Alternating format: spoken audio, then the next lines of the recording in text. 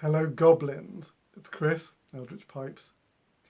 We're here for episode 4 of The Shadow over Innsmouth. I thought I'd let you know that I'm going to be doing these episodes throughout the Christmas holidays, so yeah, I'm not stopping, I'm just powering through. Hopefully the Mondays won't get tangled up in anything else, but we'll see. If they do, I'll do an announcement and it'll be the day after or the day before, but just to let you know that we're not stopping. I think these episodes will take us through to January, I think. Alright, I'm just going to show you, I don't normally do this on these episodes, but I've got a pipe available. It was too dark in this part of the workshop to show you, so I've taken some footage of it. And this is a strawberry. It's in a chocolate and yellow contrast. It's got a subtle black and copper stem, and that guy is available. So if you're interested, give me an email or contact me one way or the other. There we go. All right. While we're listening to today's episode, I'm not going to be working, not in the normal sense. If only a workshop would clean itself, but this lathe has gotten to the point where I need to tackle it and get it ready for tomorrow when I'm drilling some more pipes. So that's what I'm going to be doing. And I'm going to be smoking some Peter Heinrich's Dark Strong Flake in the acorn. All right. So, without further ado, episode 4, The Shadow over Innsmouth. BBC Sounds. Music, radio, podcasts.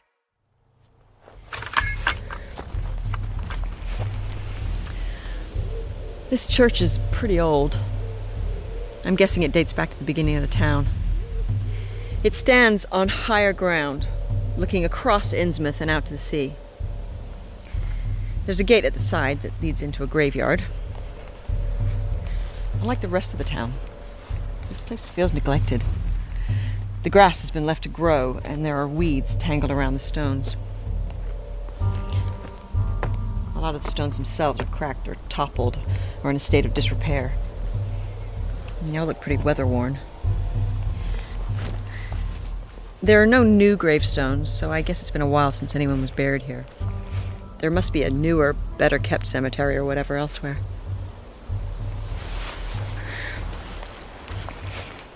I can see to the edge of the graveyard in every direction, and no Alice.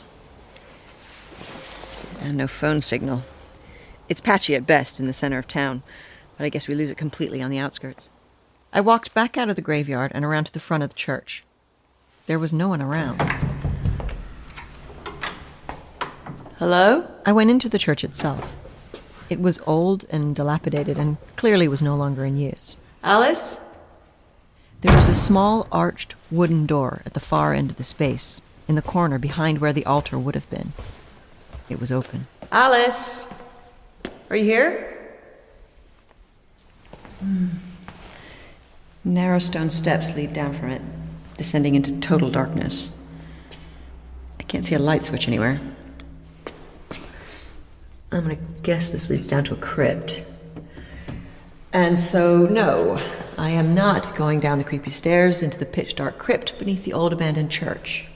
I've done some stupid stuff, Probably wise. Yeah, rats as big as dogs down here. You can't see them, of course, but you can hear them lumbering around, and every now and then one will brush past your leg. Not for the faint-hearted. You're not a local. You alright? My legs wouldn't move, even though most of my brain was screaming at me to turn and run. You look like you've seen a ghost. Oh, I'm not a ghost, despite emerging from a spooky crypt. Because the person who had emerged from the crypt, My name is Al, Zadok Al. the man standing not 3 feet from me right now, I'm a historian. was the spitting image of the man I'd known as George Shepley.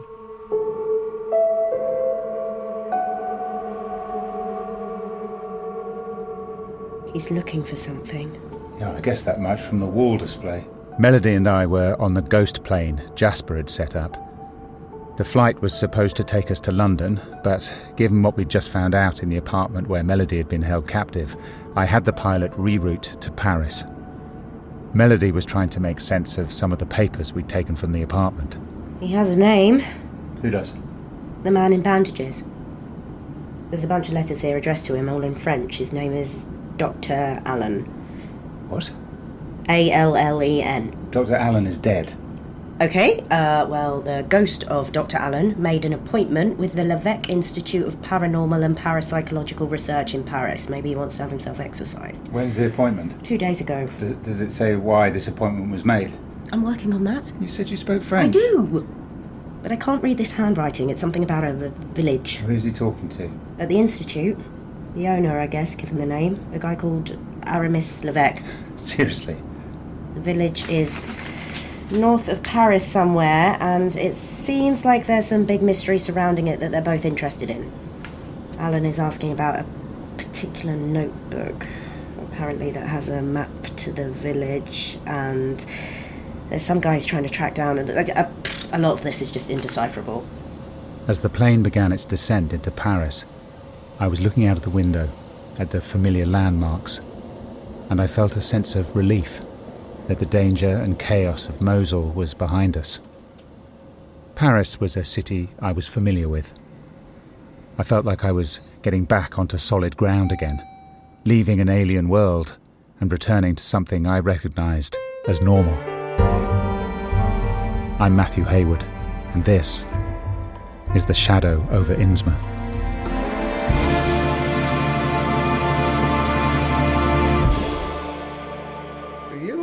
Do you need some water or something? I think I have some. Dr. Allen?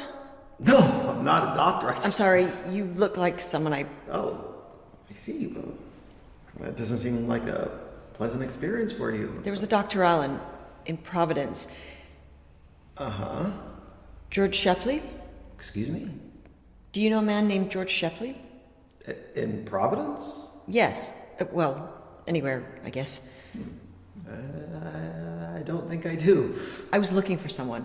George Shepley? No, a woman. She's called Alice. She told me to meet her here. I haven't seen anyone. No one really comes up here anymore. What were you doing down in the crypt? Well, I was Wait, what do you think I was doing down in the crypt? All right, this all seems like some sort of misunderstanding, and clearly I remind you of someone... What were you doing in the crypt? I don't know who you are or why I'm explaining myself. You know what? I'm just going to leave now. No, wait,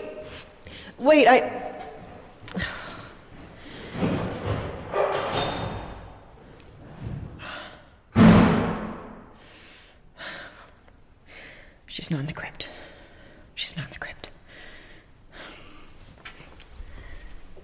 Alice?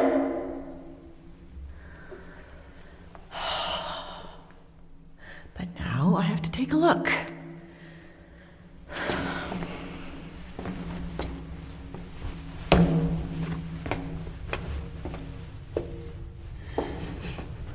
Okay, I can see steps heading down, and they go around a corner. Alice? Not again.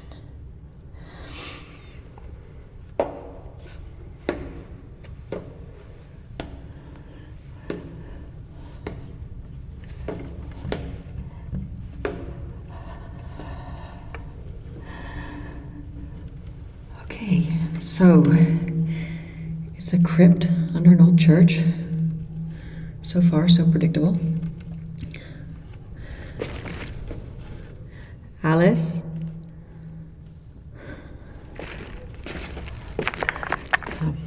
There's a lot of loose stone down here. Looks like damaged headstones, and the floor is uneven. It's not a big space, but it's not a big church. The ceiling is vaulted, and the area is divided into chambers running off the central area.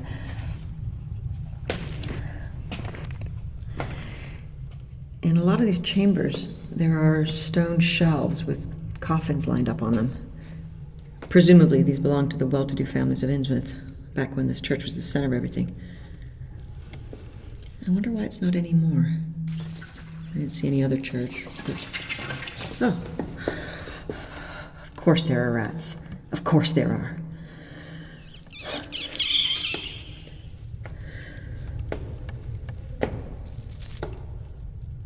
Okay. That is... In this last chamber, the one furthest from the entrance, there are several coffins on the floor, and the lids have been removed and stacked at the side. The coffins are... I can't see in from here, so...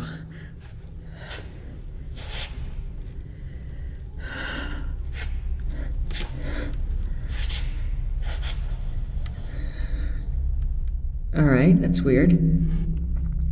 These coffins are full of earth. I'm not sure. Maybe there are remains beneath the earth?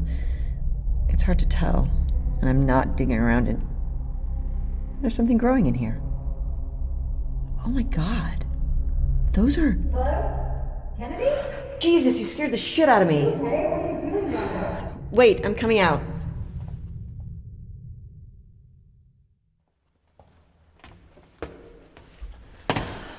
Are you okay? Where did you go? I had to pee. I thought I'd be back before you got here, but the nearest place turned out to be... It's okay. It doesn't matter. I thought you might be down there. Why would I be The down... guy came out of here. The local historian guy that I was looking for, Zadok Allen. And I got it into my head that because you weren't here, that maybe he had... Murdered me and stashed me in a crypt? It could be argued that I've been investigating weird shit for far too long. So what was he doing down there? Growing magic mushrooms. Seriously? Yeah, in coffins. Which is a little strange, isn't it? I don't know much about gardening. What was it you wanted to show me? Sorry, what am I looking at? Right there. Alice had brought me to a grave, sitting alone at the edge of the cemetery. The stone was old, and the inscription on it worn almost smooth by the elements. Eliza Orne? I don't know that name. Well, according to some more digging I was doing into the Fisher family history, Eliza here is a distant cousin of yours, several times removed. And what brought me here was a weird thing I spotted in the records. Take a look at the date. Which one? The date of the death, 1897. Okay. Eliza Orne is the last person to have been buried in this graveyard. All right. Well, you can tell this whole place was abandoned a while back. Yes, but there isn't another graveyard in Innsmouth. This is the only church, the only graveyard for at least 50 miles in any direction. And there's no crematorium here either. There is nowhere in Innsmouth or the surrounding area where dead bodies are interred or burned or anything else. So where do they go? The mystery is a little bigger than that, because I checked the death records here, and then I cross-checked them with the people in Newburyport, and then with the State Archive in Boston. And this place is so far off the beaten track that it's quite possible that the state of Massachusetts has never spotted this, and that would make me the first person ever to ask this question. But what? According to all available records, there has not been a single death in this town since Eliza here passed in 1897.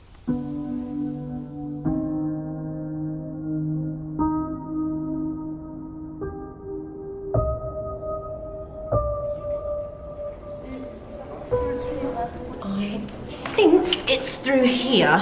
Melody and I had landed at a private airstrip outside Paris a couple of hours earlier, and we'd come straight to the Ile Saint-Louis to find the address of the archive that Dr. Allen had been corresponding with.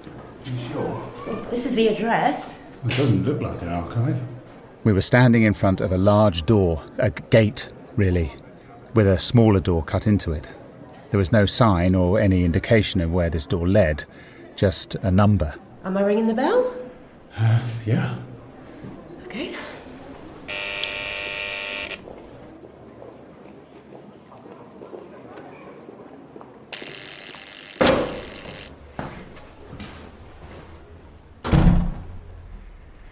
We're in a courtyard, one of those peculiarly Parisian constructions, set in the centre of a building, so we're surrounded by walls on four sides. There's some old rusty garden furniture lined up against one wall, and there's a stone fountain in the middle of the space. It's dry, overgrown with weeds and moss, and it doesn't look like it's been working for a long time. That way? Melody is pointing to a small grey door. That's going to get very annoying very quickly.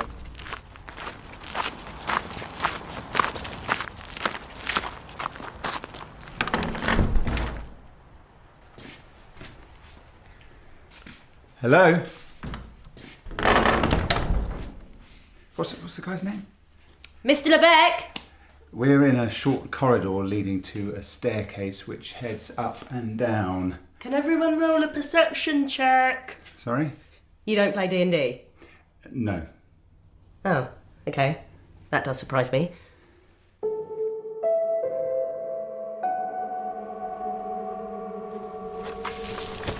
Don't you think it's weird? It's very weird. Well, then shouldn't we... Nope. But if... No. I don't understand. No one has died in this town since 1897? Yes, that is very weird. It's also incredibly unlikely. And there's probably a perfectly rational explanation to do with record keeping or whatever. Okay, well, that's If you want to easy. check into that, be my guest. I am here for one thing and one thing only. To dig into my family's history in this town. Maybe there is weird shit happening in Innsmouth. But if there's any way for that weird shit not to involve me for once, that would be great. Okay, I understand. I'm going to go find this Zadok Allen character, and I'm going to find out if his little historical society has any information on the Fishers. I've got to be laser focused with this, Alice, you understand? Otherwise, I'm going to spiral off into all kinds of other things, and honestly, right now, I feel like I've had about as much as I can take. I just want to go home. That's fair enough. I'm sorry. I didn't want to drag you into anything. I know you didn't. It's fine. Listen, you do whatever you need to do, and when I'm done here, I don't even know where you're staying. You're not at the Gilman, are you? No, I found the only rental in town, which turned out to be this really cute cottage overlooking the ocean. If you want, I could make dinner later. I'm not a chef or anything, but I have some steaks and... Booze? I brought a couple bottles of wine. Okay, sold. Let's do that. I'll go and see Zadok, and then I'll give you a call.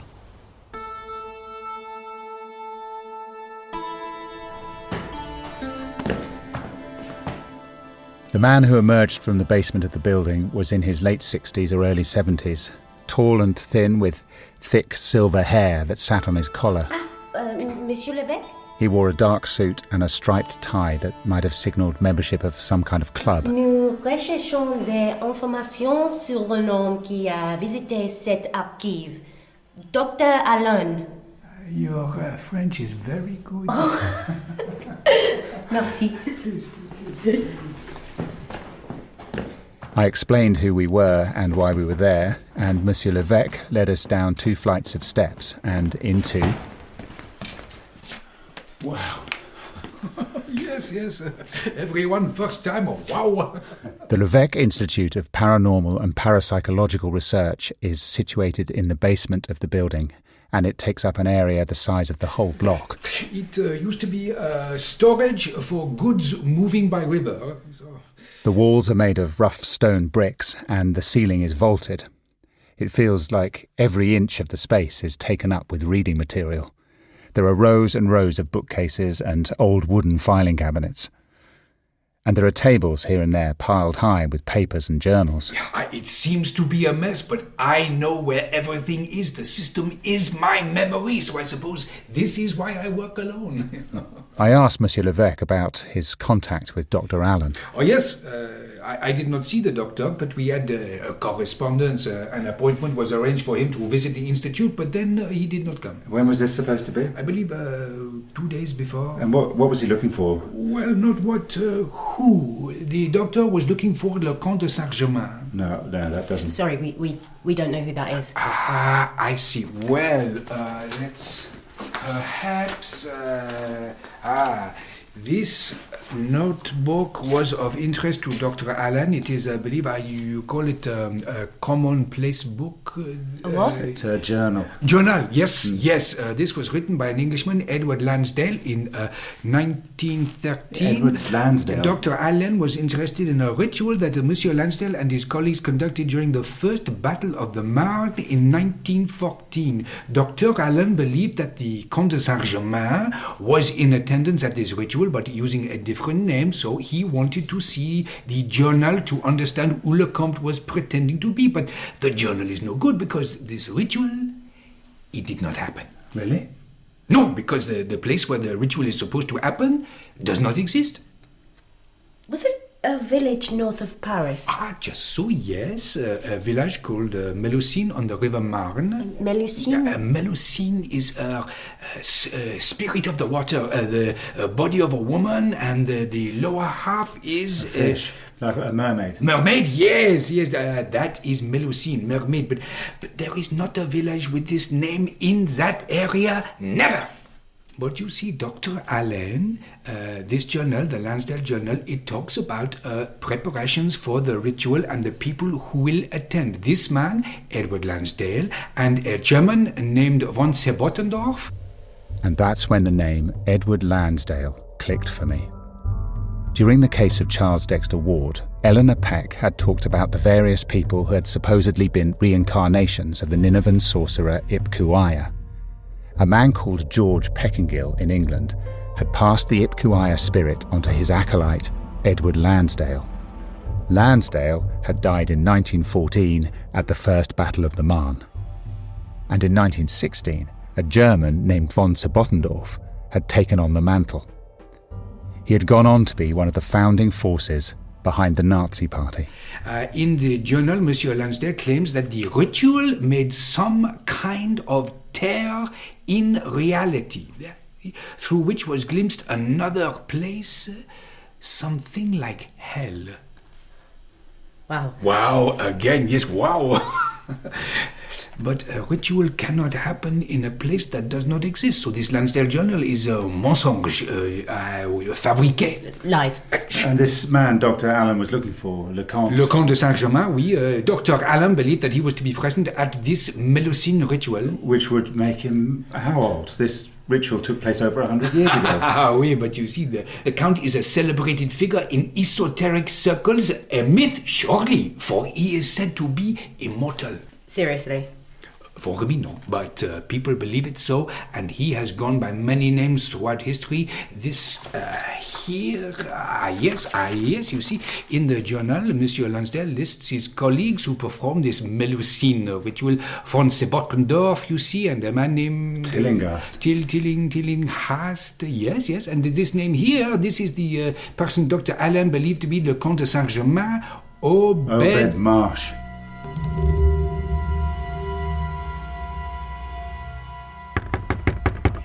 Hello? Mr. Allen? Are you in there? Hello? Mr. Allen? We met at the church. My name is Kennedy Fisher. Fisher? Hello. Hi. Yes, I'm Kennedy Fisher. I'm working on... You can't be here. Okay. There hasn't been a Fisher here since 1928, I know, but... You'll bring them back. I'm sorry, The dead ones. You have to leave. Have you been sampling the wares down in the crypt? Yes. Huh. What did you say your name was? Kennedy Fisher. Fisher.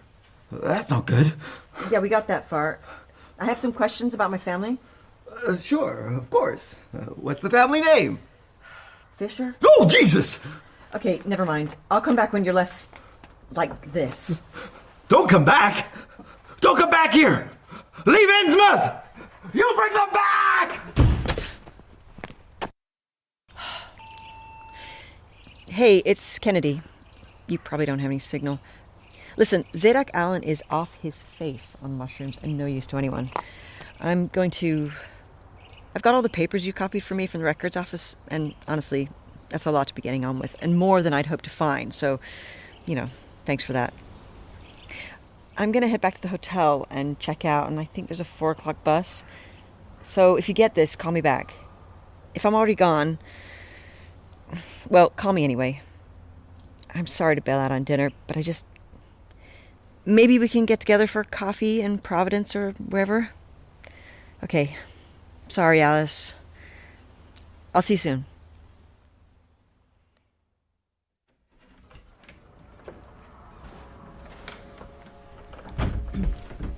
Good afternoon, Miss Fisher. How did you like the view from up on the cliffs? Pretty spectacular, huh? The cliffs? I haven't been on any cliffs. Are you sure? When I went out for lunch earlier, I could have sworn I saw you up there. Guess I need another eye test, huh? I'm gonna pack up my room. Could you get the bill ready for me? I can, but how are you getting out of Innsmouth? The bus? I think there's a 4 o'clock. Okay, you didn't hear. Hear what? This, COVID coronavirus. Yeah. So they say the governor might start locking the state down, essential travel only. So the bus operator in Newburyport, they suspended the route out here for a while. For how long? Well, no one knows right now. I guess a few days at least, until someone figures out what's what. Okay. Well, that is not... Can I get a cab? There isn't a cab company in Innsmouth. Used to be, but then about 7. Okay, can I rent a 8 years, car?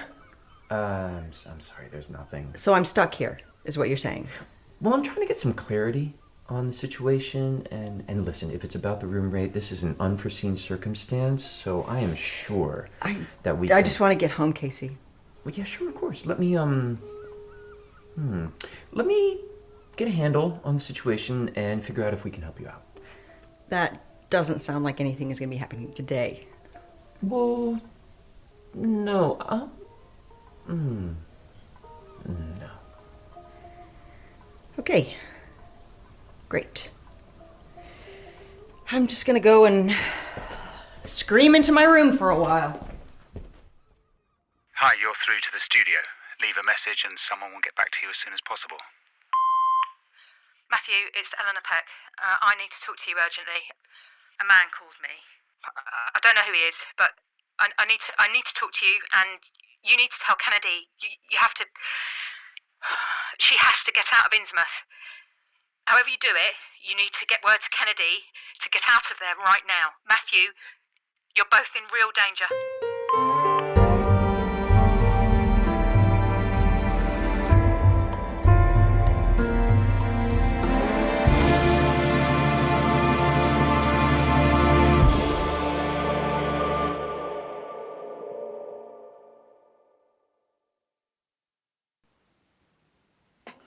All right, there it is, episode 4. Hope you enjoyed that. So yeah, we'll be here, same time, same place, next week. Till then, take it very easy, your loyal pipe maker.